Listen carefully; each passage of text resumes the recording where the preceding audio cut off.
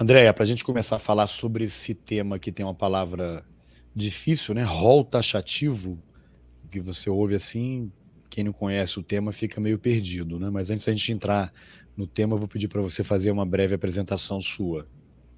Tá, eu sou jornalista, sou escritora, ativista, fundadora do Instituto Lagarta Virapupa, que dá apoio para famílias de pessoas com deficiência, e sou mãe do Theo, que é um adolescente de 14 anos, autista. Tá, então, como é que você começou a acompanhar essa questão do rol taxativo? Mas acho que antes de entrar nisso a gente podia talvez falar um pouquinho sobre os planos de saúde. Como é que os planos de saúde operam em relação aos serviços que são disponibilizados para pessoas com algum tipo de necessidade especial, que precisam de tratamentos que estão fora do que, em geral, as pessoas vão buscar, né? Um exame de sangue, uma cirurgia, que precisam de um acompanhamento diferenciado. Até agora, pelo que a gente sempre vê, assim, é sempre difícil, né? Quando sai um pouquinho daquele previsto, é necessário entrar com um mandado de segurança, os planos não aprovam e fica todo mundo desamparado, né? Então você podia primeiro falar para, aí podia até usar o seu caso particular, né? Porque aí você tem uma experiência própria. Como é que é a relação da sua família com os planos de saúde? Não sei se você passou por vários planos de saúde até chegar nesse em que você tem um contrato, e aí a partir daí a gente vai destrinchando outros pedaços aí dessa encrenca. O meu plano de saúde é um plano corporativo da empresa do meu marido e é um plano com uma cobertura muito boa. Então a gente nunca teve problema. Assim, por mim, pelo meu filho, eu não estaria nessa treta, em resumo. Né? A única coisa que eles não cobrem é a psicomotricidade, porque quem faz é profissional de educação física e eles alegam que não é profissional da área da saúde. Que é uma longa discussão, porque psicomotricidade é um negócio que faz uma baita diferença na vida de uma criança com deficiência e a gente não precisa entrar nesse assunto. Mas, assim, perto do resto da população, eu não teria por que estar comprando essa briga. Mas o Instituto Lagarta Virapupa, do qual eu sou fundadora, dá apoio para famílias de pessoas com deficiência. E o que acontece no caso da maioria é o médico manda fazer psicologia, fono, fisioterapia, e geralmente com métodos específicos. Então, por exemplo, uma criança com paralisia cerebral, muito possivelmente um médico vai querer que ela faça Terasult, que é um tipo específico de fisioterapia para mobilidade. E aí o que o plano de saúde vai falar é: eu tenho fisioterapeuta no rol, eu tenho um monte de fisioterapeuta credenciado. Eu não tenho Terasult, mas tem aí a fisioterapia. Só que só a fisioterapia não serve, tem que ser naquele método Terasult. É um exemplo, né? Psicologia, quando a gente está falando de autismo, você vai pedir para o plano de saúde, ele vai falar: eu tenho um monte de psicólogo credenciado. Só que o médico falou que aquela criança precisa de terapia baseada em aba. Aí ele vai falar: a aba eu não tenho, e não vai querer reembolsar também. Então, geralmente é por esses motivos que as pessoas acabam judicializando o plano. Tem uma decisão favorável, especificamente para autistas, dizendo que não pode, que o plano não pode limitar o número de sessões. Então, isso foi, acho que de julho do ano passado, essa decisão. Mas mesmo não podendo limitar o número de sessões, ainda tem essa questão do tipo, sessão de quê? Que tipo de terapia? E é aí que eles encrencam normalmente, e os pais têm que entrar na justiça para conseguir essa terapia específica. E o problema do rol da ANS é o seguinte, eu até achei interessante, né? Interessante para não falar triste, que no julgamento lá no STJ eles falaram que o rol da ANS cobre todas as doenças, todas as condições, todas, mas vamos lá. Uma coisa muito corrente ali é que o rol ele leva mais em consideração o custo do que a efetividade em si. Então, o seu médico pode querer que você faça uma cirurgia por videolaparoscopia, que é infinitamente menos invasiva e menos arriscada. Mas no rol da ANS não tem. Você vai ter que fazer uma cirurgia de peito aberto, de abdômen aberto, porque no rol não tem cirurgia por videolaparoscopia. Um exemplo, não tem alguns tipos de PET scan. Se você está grávida e descobre que o seu filho tem mielomeningocele, que é quando a medula vai um pouquinho para fora da coluna, e a criança pode ter hidrocefalia por causa disso, deficiência intelectual, pode não conseguir andar. Tem uma cirurgia intrauterina que você consegue fazer e que minimiza muito esses possíveis problemas futuros desse bebê. essa cirurgia intrauterina também não está no rol da ANS. Então, ele não é tão completo quanto os ministros do STJ fizeram propaganda, não. Tá, então vamos entrar exatamente aí nessa questão. O rol taxativo, rol, que seria uma lista, né? Uma lista de tratamentos que os planos de saúde são obrigados a cobrir para os pacientes. O que não estiver nessa lista, eles não vão reembolsar e agora estão, em tese, por essa decisão, amparados pelo judiciário. Não poderia haver, em tese, também judicialização, não poderiam ser processados, nem ter mandados decisões judiciais a favor dos clientes dos planos de saúde, né? Mas aí, para falar do rol, acho que talvez seja interessante a gente voltar um pouquinho antes. Porque esse rol surgiu de onde? Quem é que elaborou esse rol? Pelo que eu li aí na mídia, foi a Agência Nacional de Saúde Suplementar, que é a ANS. Eu até, por curiosidade, entrei no site para ver lá uma das atribuições da agência. Aí tem lá um item, regulação da saúde suplementar. É um conjunto de políticas e diretrizes gerais, ações normatizadoras e indutoras que visam a defesa do interesse público. Veja bem. Mas aí logo vem, e a sustentabilidade do mercado de assistência suplementar à saúde. Aí apresenta os componentes, né? Aí vem lá aqueles detalhamentos. Assim, na própria definição já é dúbio, né? Então Uma agência você vai tentar reguladora deveria regular, né? E não agir em mas se é uma agência pública que é bancada com os recursos públicos, com o dinheiro dos impostos para a sociedade, é para impedir que o mercado atue de forma predatória e destrua todos os direitos, né, das pessoas. Né? É igual a agência ANAC, né, de aviação civil, que apoia o fim da bagagem gratuita sob o argumento de que vai cair o preço, né? Aprova o fim da refeição no voo, como se aquilo nunca tivesse incluído no preço da passagem, né? Alegando que vai cair o preço. Eu nunca vi preço de nada cair, né? Mas então, acho que talvez antes de falar do rol, valha falar um pouquinho sobre o papel da ANS nessa encrenca toda aí. O que você acha? Então, infelizmente, no nosso país, as agências reguladoras, elas têm agido contra o cidadão, né? Não é só o caso da ANS. Por quê? Quem indica presidentes, diretores de agências reguladoras, geralmente é o presidente, e o presidente do nosso país, a gente sabe quem manda nele, é o Centrão. Né? E no Centrão a gente tem uma figura muito forte chamada Ricardo Barros, principalmente ligada a essas questões de saúde. Né? Então, só por aí eu acho que já deu para ter uma ideia da encrenca. A própria ANS, quando começou essa discussão toda, veio falando que o seu rol era taxativo. Eles soltaram declarações no Twitter, nas redes sociais, falando que não tinha disso, que as pessoas falarem que é exemplificativo, que o rol sempre foi taxativo. Só que não interessa o que a ANS diz, interessa o entendimento do judiciário.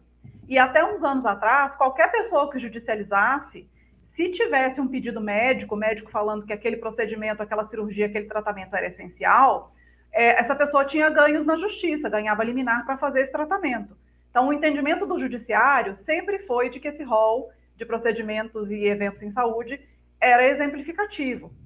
Desde 2019, o ministro Salomão, especificamente, da quarta turma do STJ, começou a mudar o entendimento dele de que esse rol era taxativo.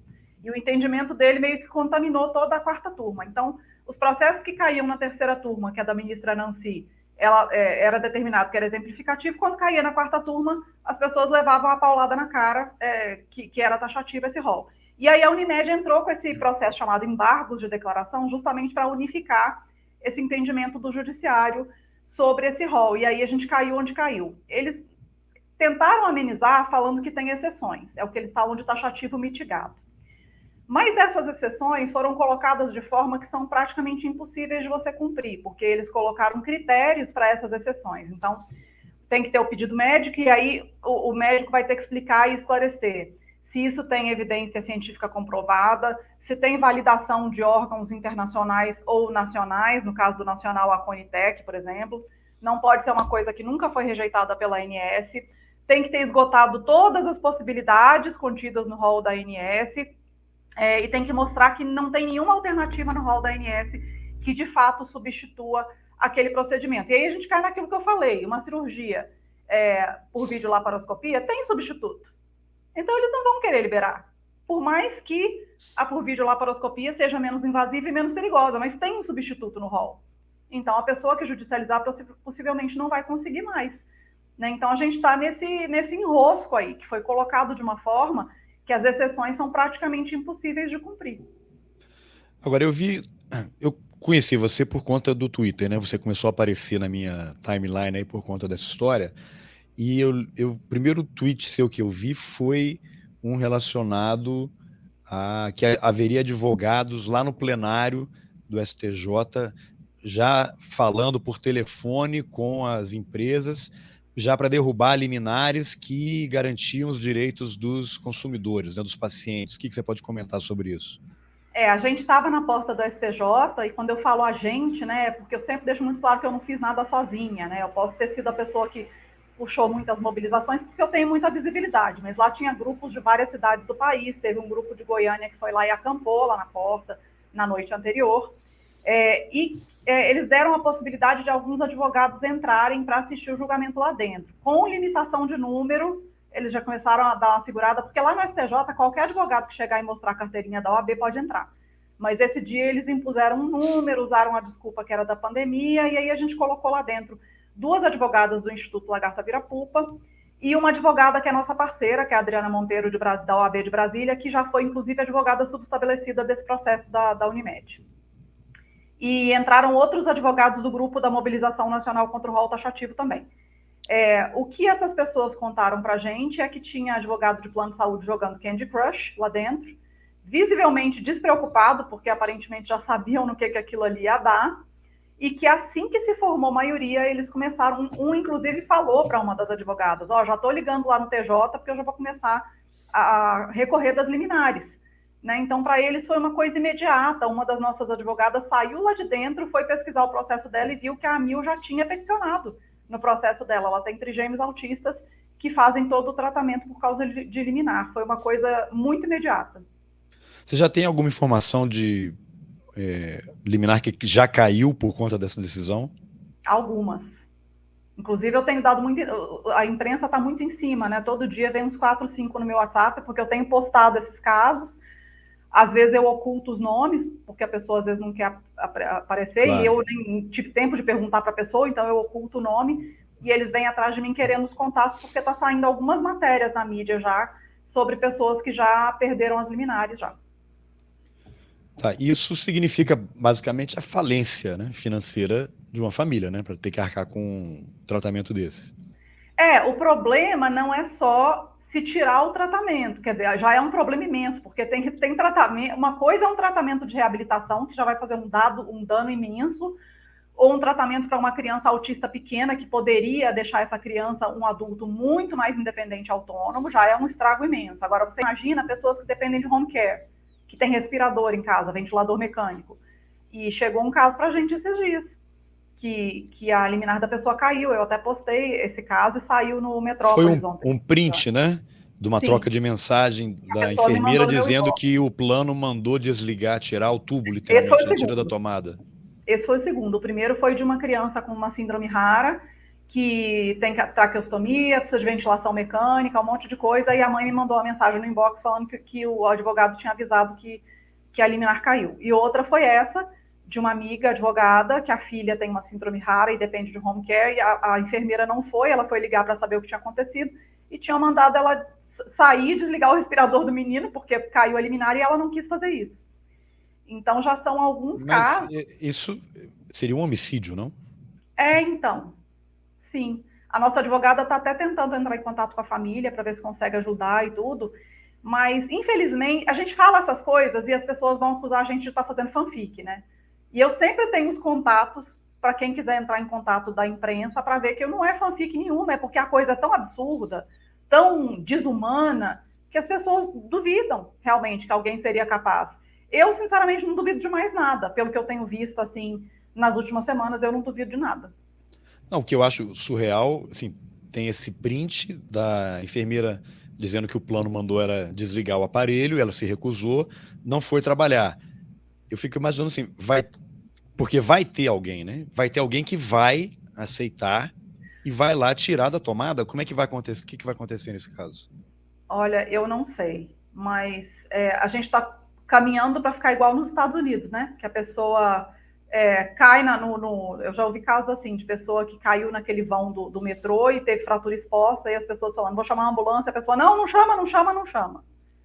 Porque a pessoa não consegue pagar o hospital particular e não tem o plano de saúde, então, pelo menos aqui a gente tem o SUS, né? Mas o problema é que no momento que todo mundo começar a ter procedimento negado, cirurgia negada, terapia negada, essas pessoas vão recorrer ao SUS. Se o SUS não puder socorrer, as pessoas vão judicializar o SUS. Então eu não sou adepta de teorias da conspiração, mas fica tudo parecendo que é um grande projeto para colapsar o SUS, para que aí os planos de saúde tomem conta de tudo mesmo, Para sabe? justificar qualquer outra coisa. Eu ia até comentar sobre isso mais à frente, já que você mencionou.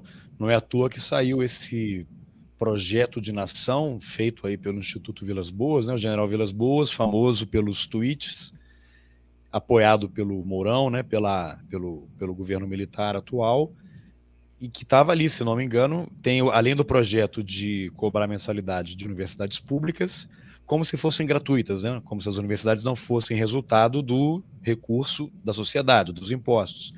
E que eles têm um plano de privatizar o SUS, não sei, até 2025 ou 35, alguma coisa assim. Então, eu acho que faz todo sentido, né? Você inviabiliza, sucateia alguma coisa, como estavam fazendo com os Correios. Aí para de funcionar, fica todo mundo insatisfeito. Qual é a solução? Vamos colocar as empresas particulares, porque só elas é que sabem. Como se não houvesse servidores públicos altamente competentes, concursados, com mestrado, doutorado, e que estão sendo vítimas de um processo de destruição, né? Eles não têm como o Estado com seu poder todo ali em cima. Lógico que há um monte de problema, um monte de coisa pode ser melhorada, né? Mas tudo isso aí indica que é um plano cruel demais. E se você olhar, ontem eu até postei no Twitter a linha do tempo de como chegamos ao rol taxativo, né? Aí fica Então dá uma parecendo, rememorada nessa linha do tempo.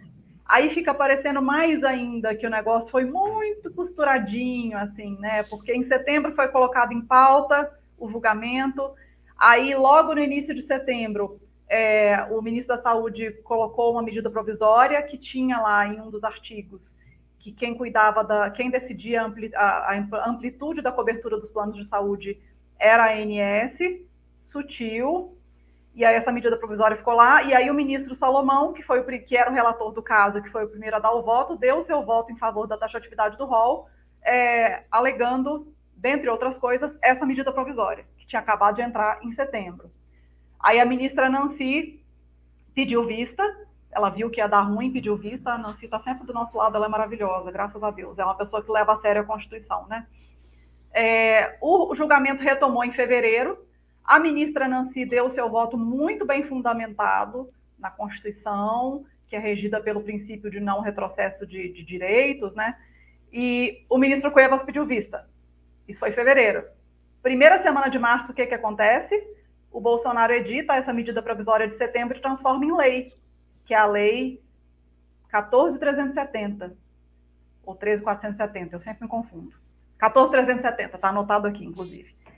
E tem esse parágrafo nessa lei que fala justamente isso, que independente do que se trata, quem determina a cobertura dos planos de saúde é a ANS.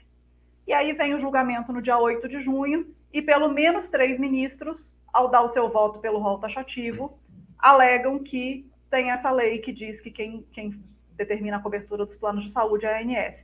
Então, sabe quando fica parecendo assim, muito amarradinho? Quem assistiu o julgamento lá dentro diz que parecia um teatro mal feito, sabe? Que as únicas pessoas que pareciam surpresas ali foram a ministra Nancy, o ministro Sanseverino e o ministro Mauro, se eu não me engano, que foram os que deram o voto pelo rol exemplificativo. Diz que os 3 foram os únicos que pareceram surpresos, porque o que a gente esperava, pensa bem, o que acontecia era que a terceira turma geralmente tinha o entendimento de que o rol era exemplificativo e a quarta turma de que o rol era taxativo. Então, o embargo de divergência era para definir, e aí, qual que é, afinal de contas, a posição? Se junta essas 2 turmas, que é a terceira e a quarta, que formam a segunda sessão do STJ. Teoricamente, e era o que a gente imaginava, o julgamento ia ficar pau a pau.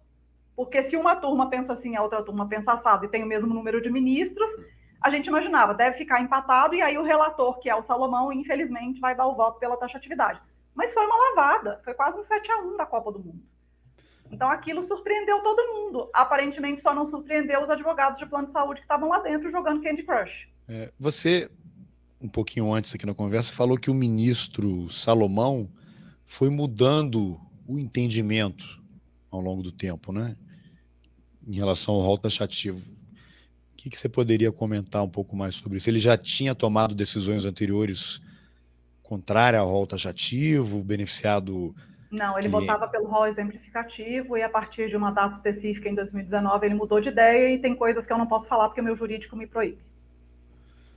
Tá, porque na semana passada, já que entramos nessa história, até eu que não estou eu sou também jornalista, mas estou há mais de 10 anos fora de redação. Até eu recebi, tá rolando um dossiê aí falando sobre relacionamento entre um ministro do STJ, que eu não vou citar o nome, que teria parentes que são advogados de plano de saúde, né, com diversas ilações e insinuações. Então, você fez assim, mas tá todo mundo te vendo, né? É sobre isso também que você não pode falar. Não posso falar. Tá, tudo bem. Então, agora, essa decisão do STJ, cabe recurso? Quais recursos? Isso vai acabar no Supremo? Enquanto não chegar ao Supremo, está valendo o rol taxativo? Tem embargos que podem ser feitos ainda. A gente está tentando pressionar para que esses ministros que deram esse voto pelo rol taxativo justifiquem, né, por que mudaram de ideia, por que deram esse voto, porque a gente não pode aceitar isso assim calado.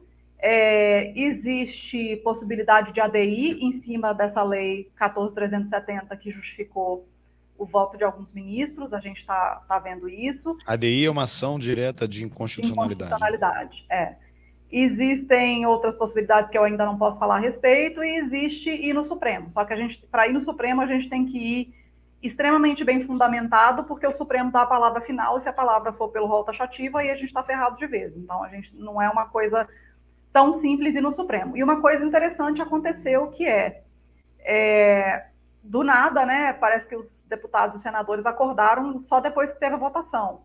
Então, surgiu um monte de projeto de lei para que o rol seja exemplificativo, que é o ideal, na verdade, né? Isso deveria vir do Legislativo e não do Judiciário, mas demorou, né? Eles demoraram para acordar. E o mais interessante é que a gente sabe que isso jamais passaria, principalmente a gente considerando que quem é o presidente da Câmara é o Arthur Lira, né, que é muito ligado lá à bancada dos planos de saúde e tudo, tem Ricardo Barros no meio, aquela coisa toda. Só que, num português bem claro, né, a água bateu na bunda da classe média de direita. Então, a gente está vendo até deputados e senadores da base governista colocando projetos de lei para que o rol seja exemplificativo. Então, talvez a gente tenha uma chance aí de passar uma legislação nesse sentido. É uma outra frente que a gente está trabalhando, porque afetou todo mundo. Ontem mesmo saiu uma matéria falando que o plano de saúde dos militares, da Polícia Militar do Distrito Federal, cortou o tratamento dos autistas. Aí mexeu com a polícia. E aí a gente sabe o que significa quando mexe com a polícia. Então, nós temos aí uma chance razoável da gente conseguir passar alguma coisa. Quer dizer que essa decisão ela não é só para Unimed da vida. Então, se você tem um plano específico de uma categoria que é bancada pela própria categoria, que em tese, eu não sou conhecedor de plano de saúde, né? Posso estar falando bobagem aqui. Mas o caso da Polícia Militar, por exemplo, não sei, eles contratam um plano de saúde externo, é isso? Contratam uma empresa para gerenciar e oferecer, aí nesse contrato tem lá o rol do que é atendido. E aí, como houve essa decisão, teve a decisão da STJ, a gente está seguindo um rol taxativo. Estamos amparados pela lei. É mais ou menos isso? É isso aí. Então, o negócio é que todo mundo achava que isso ia ser um barulho localizado, só que está virando um rebosteio para todo lado, na verdade, né? E aí, no momento em que você mexe com a classe média de direita, né, que derrubou a Dilma, que fez o impeachment da Dilma, aí a gente tem um barulho realmente interessante, né? Então, a gente tem uma possibilidade de que até o Arthur Lira não consiga segurar projetos de lei nesse sentido, porque eles estão vindo, inclusive, da base governista, né? temos aí um cenário interessante. Agora, uma coisa que sempre me intriga, né? Um dos argumentos para ter o rol taxativo, e é até um dos itens que está aqui na definição do que faz a ANS, que eu vou ler aqui, visam a defesa do interesse público e a sustentabilidade do mercado de assistência suplementar à saúde. O que eu entendo por isso vamos sugerir ou recomendar ou baixar uma norma, sei lá, para que tanto as pessoas sejam bem atendidas e que as empresas não quebrem, que haja um equilíbrio econômico-financeiro para que a população seja bem atendida e as empresas não quebrem. Eu sei que são históricos os casos de planos de saúde que quebram, mas aí eu não sei detalhes porque eu não estudo o tema, se é mau gerenciamento, é corrupção, cresceu demais, né? Eu não sei o que está por trás disso.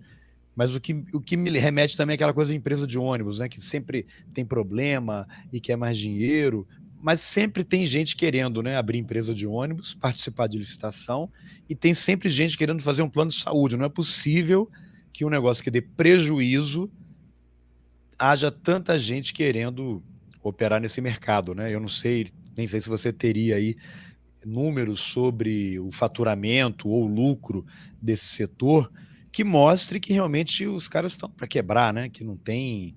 Porque eu sou classe média, né? Todo mundo que eu conheço ou tem um plano de saúde da empresa, eu pago o plano de saúde da minha mãe, pessoalmente, que já é idosa, e sem isso ela teria que ficar no SUS, e já teria morrido provavelmente. Eu acho que tem uma parcela razoável da população que vive situação semelhante, né? Agora, o que eu vejo assim, os planos de saúde são enormes, né? Viraram... Você tem os hospitais boutique agora, né? Que a cirurgia, o atendimento, ele é um detalhe, né? A pessoa vai lá para fazer compras, tem um chefe de cozinha. Agora eu vi uma matéria recentemente que tem hospitais disputando o passe de médicos, né? Até o médico que fez a cirurgia do Bolsonaro foi contratado por uma outra rede de hospitais, sabe-se lá quanto é que ele recebeu. Quer dizer, esse dinheiro e esses hospitais também atendem plano de saúde, né? Quem vai Não é um pagar... mercado deficitário, definitivamente. Então, exatamente, quem vai pagar é quem? É o consumidor, né? A Não é o gente hospital que tem, vai pagar. como em qualquer outro mercado, os planos maiores comprando os menores. Isso é o que tem acontecido há muito tempo, inclusive a Amil, faz alguns anos, foi comprada pela One Health, né, que é um grupo multinacional, comprou a Amil aqui, comprou outros planos também, e os planos têm agido no sentido de fazer a verticalização. Eles terem os seus próprios hospitais, eles terem as suas próprias clínicas que aplicam a aba, no caso de autismo, por exemplo, suas clínicas de fisioterapia, eles estão fazendo verticalização. Em 2020, primeiro ano da pandemia, os planos lucraram 17,5 bilhões de reais. Então, não é faturamento, é lucro. Faturamento. Faturamento. Mentira, foi lucro. Ah, bom. Melhor então para eles, né? Porque lucro é depois que você paga os impostos, despesas, é o que sobrou, né? Foi lucro, não foi faturamento. E a gente, inclusive, a gente entregou uma nota pública para os ministros, que foi feita por todos os nossos advogados, né, da mobilização nacional, e a gente mostra lá justamente que se a argumentação, principalmente do Salomão, é de que os planos vão quebrar, de que isso é para manter o equilíbrio financeiro, eles precisam mostrar os cálculos atuariais provando que isso procede. E esses cálculos uma falência iminente, né? E esses cálculos não foram mostrados pelo simples motivo de que eles não existem. Que esse mercado já faz esse cálculo na mensalidade. Porque ele não sabe se a pessoa que vai contratar ele daqui a 2 meses vai ter um câncer. Então, ele já tem um cálculo de risco na mensalidade. E como qualquer outro mercado similar, quem usa pouco paga por quem usa muito. Né? E as mensalidades esse ano, inclusive, tiveram um aumento histórico. Foi o maior aumento já registrado. 15 e poucos %, né? Permitido pela ANS, inclusive. Então, não existe esse papo. Mas é uma coisa que eu vou até atrás, tá, Carlos? Assim, vamos lá. O meu ponto é assim, qual é a função de um ministro do Superior Tribunal de Justiça? É se preocupar com o lucro de uma categoria ou é se preocupar em fazer valer a Constituição e os direitos do cidadão? Parece óbvia a pergunta, né? Uma resposta. Parece óbvia, mas o que teve de argumento ali de os planos vão quebrar e temos que ver o equilíbrio financeiro, e o pior, Aí o cidadão pode negociar com o plano. Você lembra na época da reforma trabalhista? Aí a pessoa vai poder negociar com o patrão. Quem que é a parte frágil dessa cadeia? Quem que é a Não, é parte... igual você volta a 94, quando a inflação caiu, né? Que agora a inflação está de volta, né? Voltou ao nosso convívio. A inflação caiu e aí o que aconteceu? Quebradeira de banco, né? O que o governo faz? Proer. Vamos salvar os bancos, porque coitado dos bancos, né? Ué, deixa quebrar. Aquele banco quebrou, o outro vai entrar no mercado e vai assumir os clientes, as agências. Não, não, que vai Não é o provocar uma mercado que se quebradeira e autorregula, que tal. liberal adora falar, que o mercado se Ué, não autorregula. é? Achei que a mão invisível do mercado tivesse ali, né? Resolvendo. Exatamente. Então tem muita coisa errada, por isso que a gente também quer que os ministros expliquem direito esse voto que eles deram. Eles devem satisfação à sociedade, sim, porque eles estão afetando a vida de milhões de pessoas, são 50 milhões de usuários de saúde suplementar no Brasil. E Agora, com esses pedidos, eles são obrigados a dar uma explicação, a justificar o voto. a gente está vendo isso juridicamente. Porque a impressão que eu tenho é que o judiciário pode tudo, o que eles quiserem. Então, é O uma que quiser e o casta, que não quiser. é uma casta e tem coisas que eu fiquei sabendo de bastidores na STJ de novo que o jurídico não me permite. Então, não é uma coisa tão bonita assim. Senão já Mas vão colocar uma tornozeleira em você imediatamente. você imagina, você lembra o que Gilmar Mendes fez com o jornalista lá que escreveu o livro sobre a Satyagraha, né? Então é um dos motivos pelos quais O ninguém Rubens tem coragem. Valente tem até uma entrevista que eu fiz com ele há poucas semanas, está disponível aí também. É um dos motivos pelos quais ninguém está com coragem de abrir a boca a respeito dessa suspeição aí que você mencionou. O que é curioso, né? É curioso porque você vê. Vou voltar também, você voltou atrás. Caso Marielle. Era o Estado do Rio sob intervenção, era o Braga Neto que era o interventor. Nunca falou nada sobre Marielle. Aí agora acontece hoje, acabei de ver aí na internet, acharam os corpos, né, do Bruno Pereira e do Dom Phillips. Ainda. E aí tá na conta de quem? Para mim é desse governo militar, não é possível, né, o presidente da República vir responsabilizar as vítimas como ele sempre faz, numa questão que é responsabilidade do Estado. O IBAMA, a FUNAI, que aparelhou o Sérgio Moro que demitiu, né? Exonerou o Bruno Pereira porque estava fazendo o trabalho dele, né? Você tem avião da FAB que leva madeireiro para encontrar o Ricardo Salles. Você tem o comandante da Marinha que usa avião da FAB para levar a esposa e a mãe para passear no Rio de Janeiro. E não acontece nada, né? Então, esse caso lá, mudando um pouquinho de assunto, mas também tem a ver, é um recado, né? Olha, não tentem fazer nada aqui, e por mais cruel que seja isso, parece aquela coisa lá do México, né, do cartel das drogas, que eles matam jornalistas. Olha, não venham para cá, isso aqui é nosso, e quem vier é como se tivesse sido uma execução didática. Quem vier para cá vai acontecer isso, então não se mexam.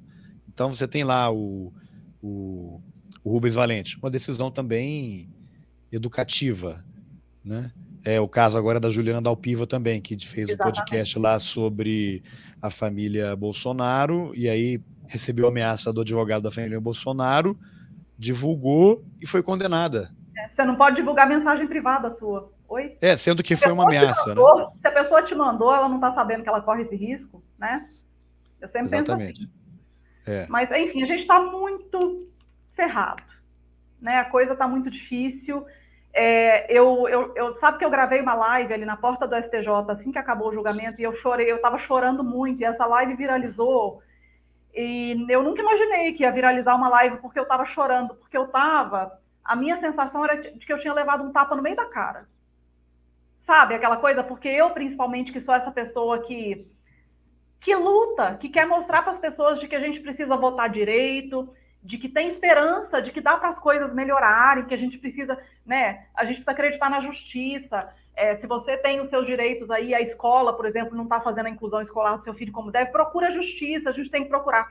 E aí a justiça vem e dá um tapão no meio da cara da gente, que foi o que aconteceu nessa quarta-feira. Então eu estava assim, sem esperança mesmo, sabe? Naquele momento eu fiquei... Eu tenho ficado todos esses dias, eu falo, não tem um dia que eu não tomo remédio para dor de cabeça, 1 ou 2.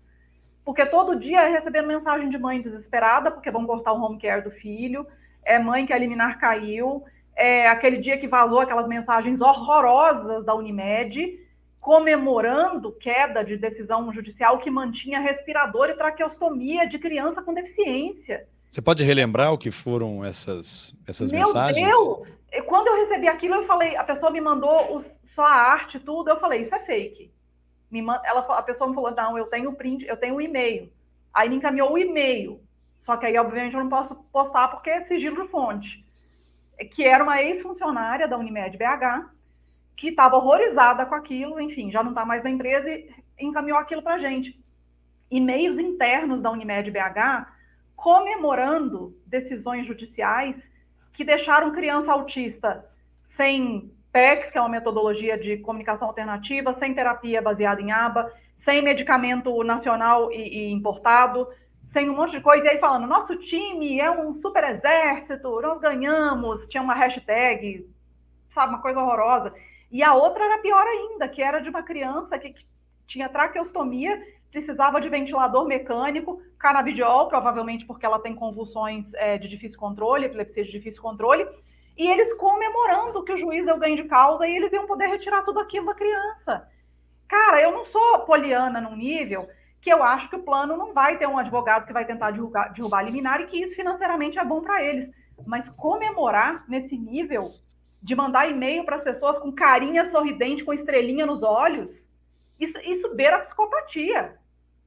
É inacreditável. E aí eu postei e veio um monte de gente falar que era fanfic. Aí eu tenho que falar, não, não é fanfic, eu tenho print do e-mail. E aí as pessoas só acreditaram quando a própria Unimed se pronunciou. Que nossos valores, não sei o quê, que isso foi emitido por uma área interna, sem a pessoa, que ninguém estava sabendo e ninguém coaduna com isso.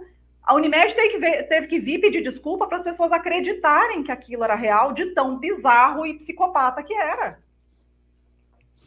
Agora eu vi também que você publicou no fim de semana, eu até compartilhei, que foi um editorial do jornal O Globo, defendendo o rol taxativo, né? E aí, dias depois, saiu um anúncio de meia página de várias operadoras, né? Comemorando também a aprovação do rol taxativo. E falando que não vai mudar nada para o usuário. Nenhum direito foi perdido. Agora, quando você vê o editorial de um dos principais jornais do país defendendo isso, eu não sei a que conclusão chegamos, né? É o mesmo jornal o Globo que no dia 11 de junho agora publicou o artigo de um general dizendo que não houve golpe, que não houve ditadura, que foi um movimento de 64, mesma expressão que o Toffoli, né, ministro do STF, passou a utilizar depois que teve um general como assessor. Então você vê que tem realmente uma operação em andamento para retirada de direitos e quando o judiciário toma uma decisão dessa, você fica, mas a quem nós vamos recorrer?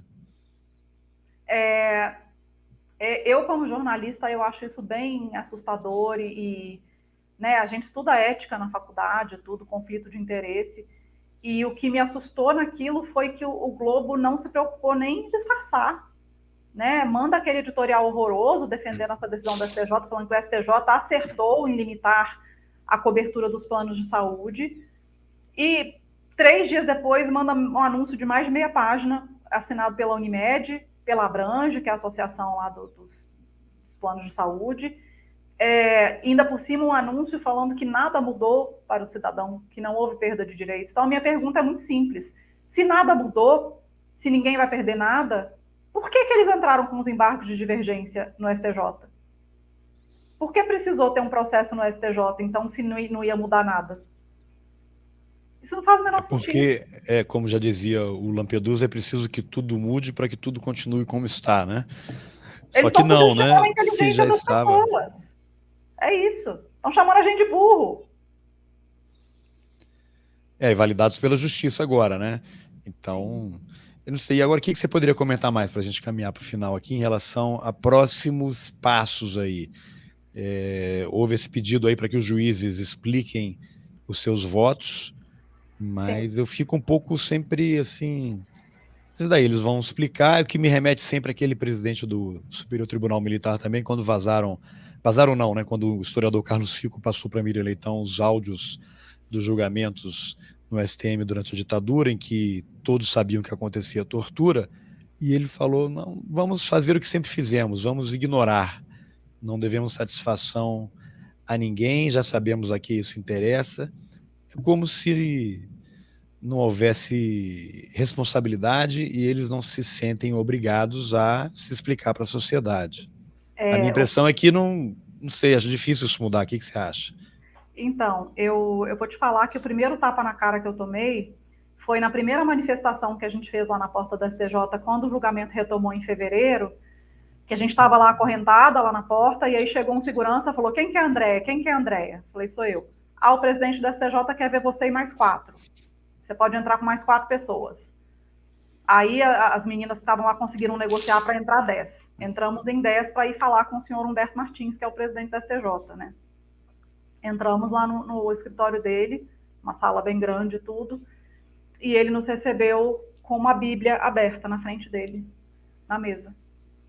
E absolutamente nada contra a Bíblia, contra cristãos e tudo, mas eu senti, assim, hippie Estado laico, sabe? Foi a sensação que eu tive. Já me deu um incômodo muito grande ali. Então, tem muita coisa estranha acontecendo, vou usar o substantivo, o adjetivo estranho, né? Que faz a gente perder muito a fé no judiciário, no legislativo já era, né? Eu tenho falado com as pessoas assim, talvez até mais importante do que quem vocês vão votar em governador e tudo, é quem vocês vão votar para deputado federal, porque olha esses deputados federais que nós temos aí, que só se preocupam com quanto que eles vão ganhar de emenda do relator e de deixar o presidente refém, para que continue enchendo os bolsos deles, né? Então, a gente tem uma situação extremamente delicada no país que eu não sei quando que a gente vai conseguir reverter. Né? Lembrando que o judiciário também, o STJ é lista tríplice, mas no final das contas é uma indicação do presidente, né? Quem é que vai dessa lista tríplice e tudo. STF, mais importante ainda, né? Também é indicação do presidente.